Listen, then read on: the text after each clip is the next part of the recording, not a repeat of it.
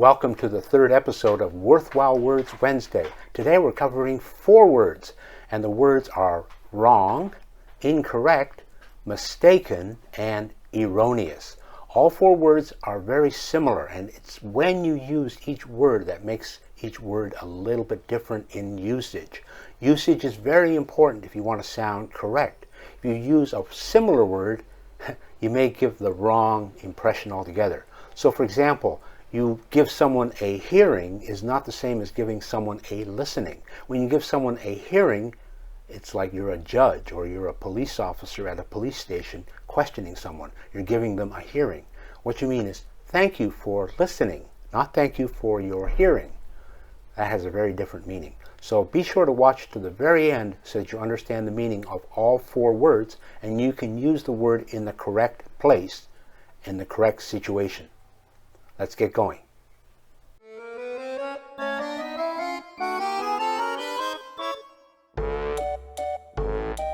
Wrong.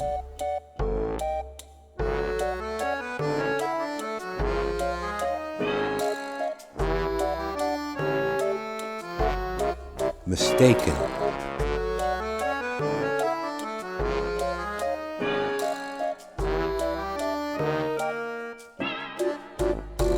Incorrect.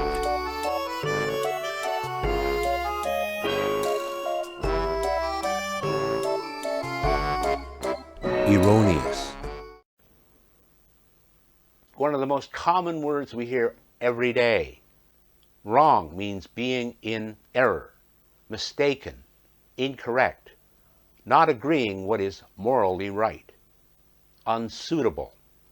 Here are some sentences with wrong. Sometimes I make a mistake and do the wrong thing. Right or wrong, the decision has been made. Don't get me wrong, I love technology. Maybe something was wrong all along. But what if they're wrong? His mother asked. Here are some collocations using wrong. Dead wrong.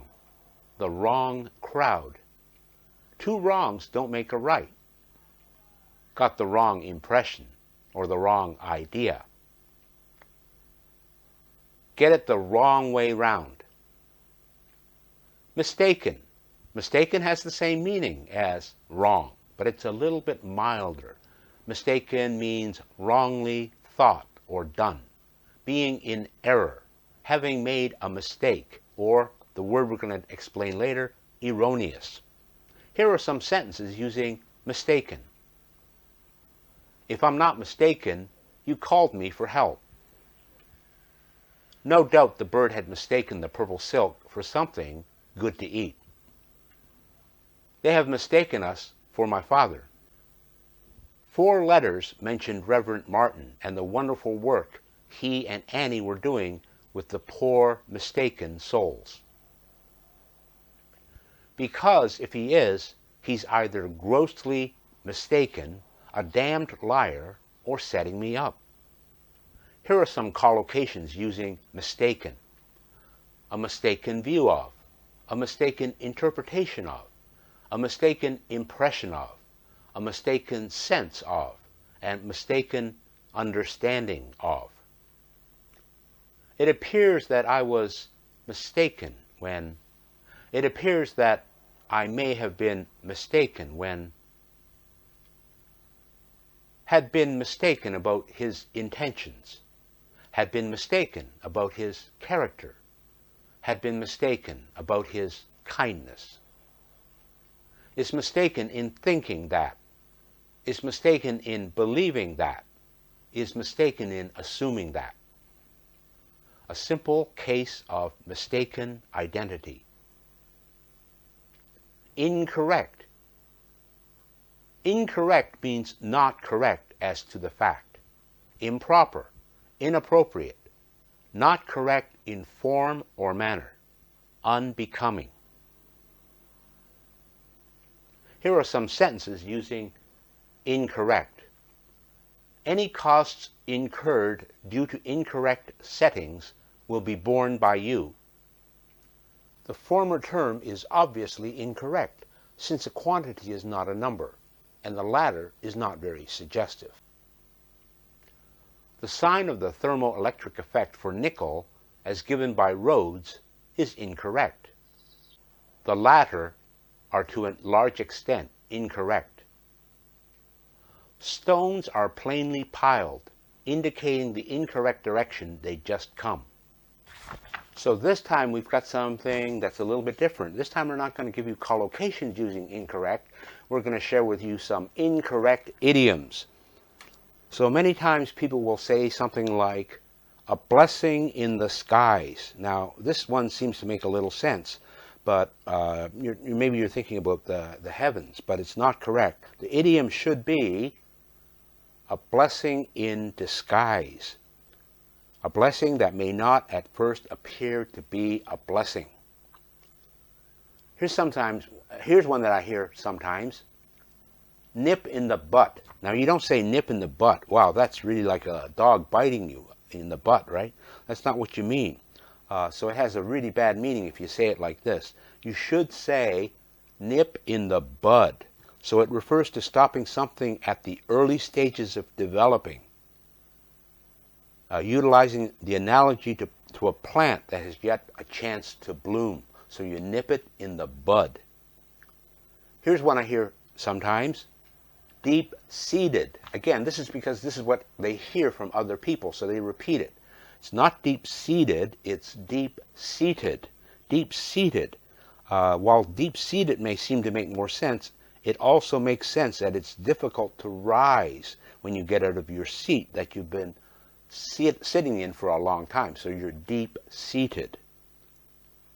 Here's one very common mistake, very common incorrect idiom. Could care less. So I hear this quite often. It's not correct. So you should say couldn't care less. Tell them that your level of care is at an absolute minimum, and yet you couldn't care less. One in the same. It's not one in the same, it's one and the same. To say things are one and the same, you're saying they are indistinguishable. They are in fact the same. To say two things are one and the same doesn't make any sense. Erroneous. So you won't be erroneous in your idioms after you listen to the last session. Erroneous means containing error, mistaken, incorrect, straying from what is moral, decent, proper. Here are some sentences using erroneous. Indeed, he never shook off the erroneous ideas of his time. By the 13th of June, he had learnt the truth and sailed for Gibraltar under the erroneous impression that the French admiral would return to Toulon. The stories of a scorpion stinging itself to death when placed in a circle of burning coals are due to erroneous observation. Erroneous observations are the highest degree injurious to the progress of science, since they often persist for a long time. It was considered to be a sulfur compound, hence its name sulfur ether. This idea was proved to be erroneous by Valentine Rose in about 1800. And we don't have any collocations with erroneous. Well, how'd you like that? 4 meanings of the words that are almost similar. Let's get ready for the second session, the bonus session. This is for advanced and very serious students, because this is very challenging. Not that challenging, but takes a little bit of thinking. And that will really give you a breakthrough if you can do it. If you even try and don't do it, that's still good. You're making the effort and you're working your brain. And the more you work your English brain, the stronger it gets. Word puzzles number 3. Okay, welcome to the bonus session of Worthwhile Words Wednesday. This is word puzzles number 3. And if you've been following this series, you know this is the most difficult part.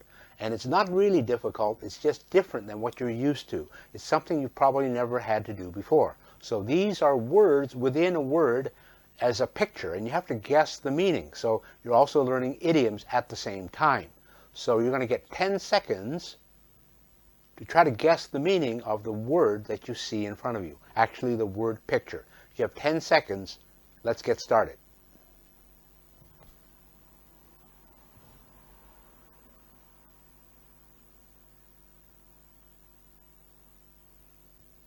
Out of your mind. Out of your mind. Let's go to the second one. 10 seconds.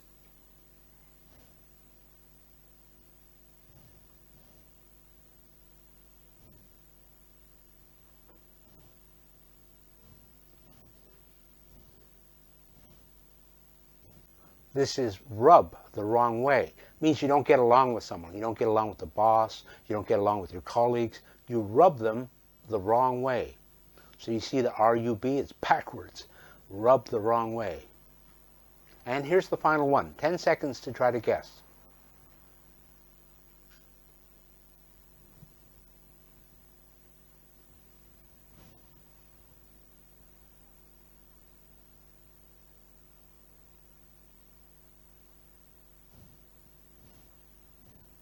Con, C-O-N, and it's moving down. So it means it's descending. Ascending means going up.